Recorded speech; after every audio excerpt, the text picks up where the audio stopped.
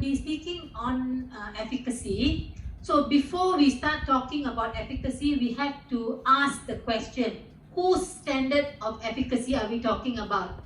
Is it Dr. Manimala's standard of efficacy? Or is it some doctor sitting in KKM's standard of efficacy? So the answer to that is no. It is a legal standard of efficacy when you are dealing with human lives, right? Why do we have to use a legal standard of efficacy? Because Parliament or Congress, whichever country you are in, has a duty of care towards you. So the standard of efficacy set by Congress for Americans or Parliament in Malaysia is the standard of efficacy that we have to use for Malaysians, right?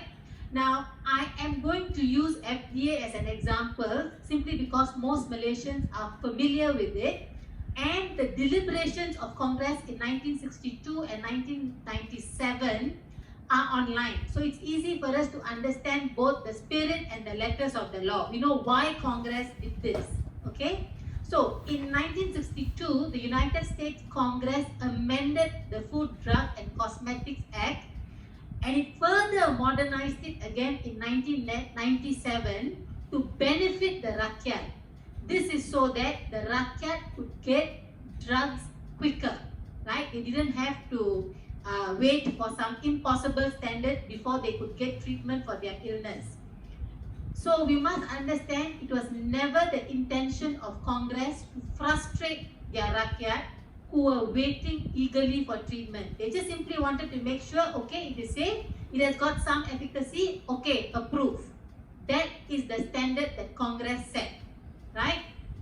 So much so that Congress reduced the standard needed for efficacy from 2 well-controlled trials, not 2 randomized controlled trials, but 2 well-controlled trials to 1 well-controlled trial to some and other kinds of evidence. Now, Congress went a little further in 2018 and said, now you have got the right to try. Suppose you have an illness where there is no other treatment, you can try a drug provided the drug is safe, even though the drug has not shown any efficacy at all, right? As long as the drug has passed the barest minimum of safety standard, that is your phase 1 trial, you have the right to try it. So that is the right to try act. So Congress worked so hard to benefit its rakyat that they didn't want to put any obstacles for their rakyat getting the treatment that the rakyat deserved, right? So that was the stand of Congress. Wait, let me see. You all can hear me, right? Okay. Now, there's a lot of confusion in Malaysia as to whose standard of efficacy we are supposed to follow, right? There have been a lot of organizations throughout the world coming up with all kinds of meta-analysis and all kinds of advice. We have one organization, they are known as the FLCCC. I think this is the Organization of Doctors. We have another organization called the Cochrane Collaboration. In fact, I used to be a part of a contributor to Cochrane Collaboration. Now, these organizations are not regulatory bodies. They have no duty of care towards you, right? In fact, as far as I know, Cochrane Collaboration is registered as a charity and as a trading company.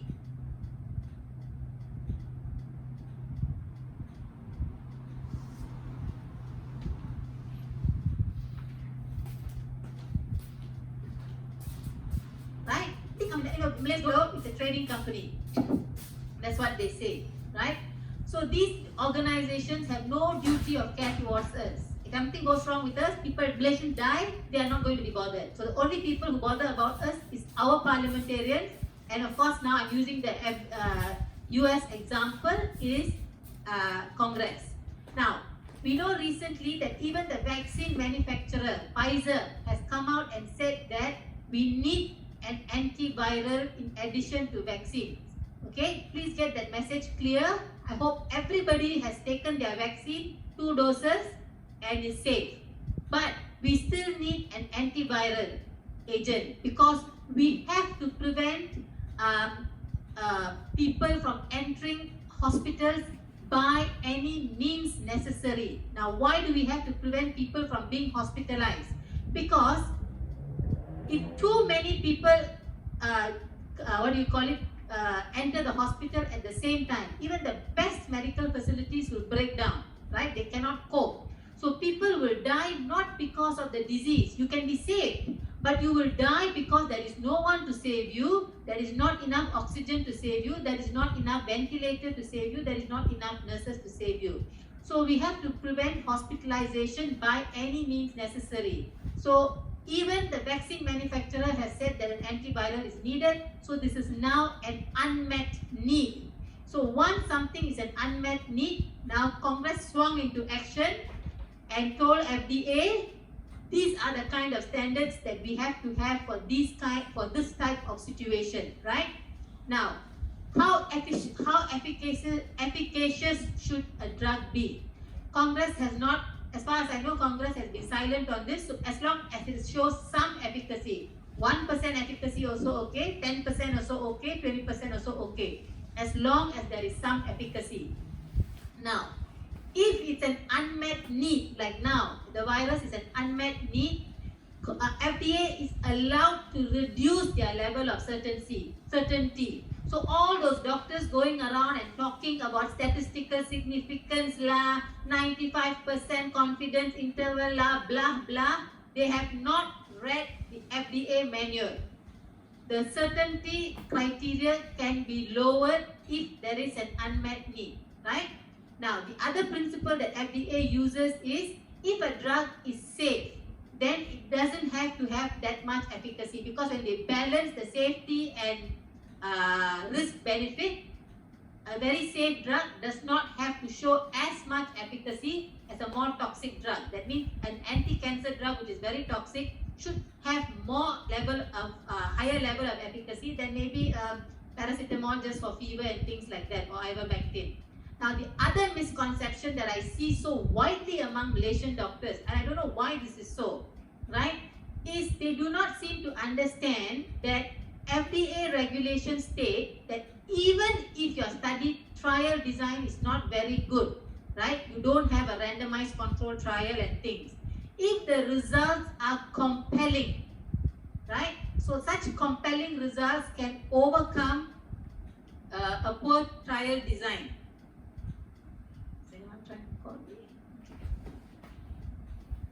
Right? So, we don't have to wait for randomized control trials and things like that. Now, the thing that is very puzzling to me in Malaysia, like I said, like Mr. Raj introduced, I'm a statistician. So, other than being a medical doctor, so the issues that are very puzzling to me in Malaysia are, one, IVM is supposed to help prevent people from entering hospital in the first place.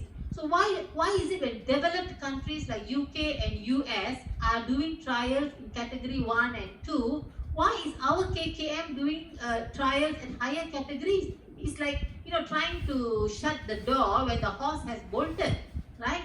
And if you look at the principal trial in UK, it is done by GPs. So why is it our GPs are not being allowed to do the trial? Why is it only the hospital KKM, hospital doctors who have to do it? I mean, this is very safe drug. Principal trial sends it out by post, for crying out aloud. And the third thing that I am quite puzzled about is, I think some doctors in Malaysia have misunderstood WHO's advice to give ivermectin under clinical trial conditions. Now first let us understand what clinical trial means. It simply means giving a person a medication which has not been, which does not have its safety or efficacy approved for that use, right? And you give that, you explain the dangers to them and the benefits or whatever. You get informed consent, you follow them up, and you record their details. You don't have to do a randomized control trial. Clinical trial does not mean only randomized control trial. I've come across so many Malaysian doctors who do not seem to understand this, and they go, so you could, the Malaysian GPs could have easily done a clinical trial with patients who wanted the drug and just compared it with historical controls. like what Principal UK is planning to do should they change their current standard of care. So, and I've got to tell people this. The UK Principal study, they imported their statistician from US, right? They wanted to get it just right, so they imported their statistician from US. Whereas I don't even know who our KKM statistician is for the ITEC study. Now, the last thing that I want to cover is there is a huge misconception going around saying that FDA has said do not use ivermectin, or FDA hasn't approved ivermectin. Okay, let me make this very clear. FDA is a regulatory body, right? It's part of the legislative and executive arm of the US government. It is not a charitable body or a trading company or something like that. It is a part of the government. Now, somebody has to put in an application to FDA to start the process of getting ivermectin approved for COVID-19, right? But in US, ivermectin is already legal as an antiparasitic drug. So US doctors can legally use it to treat COVID-19 off-label. So there is nobody is bothered in US to put in an application to FDA to get this approved as a COVID-19 drug, right? So if anybody is waiting for FDA to approve ivermectin as COVID-19 drug, they can wait forever. That train is not going to come to the station, right? Because there is no doctor in US who will probably be willing to put in that kind of application. For what? They are happy using ivermectin.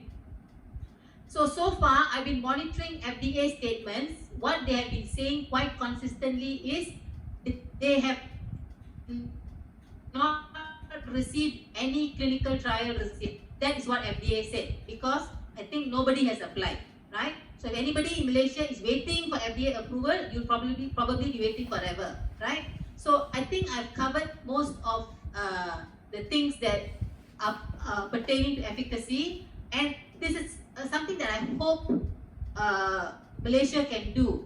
Can we please get a proper clinical trial statistician, just like Principal Trial did? They imported one from the United States. So with that, I think I will end my talk. Thank you very much to the moderator. Thank you, Dr. Bala. Your points on the efficacy of the drug and its importance is loudly heard, and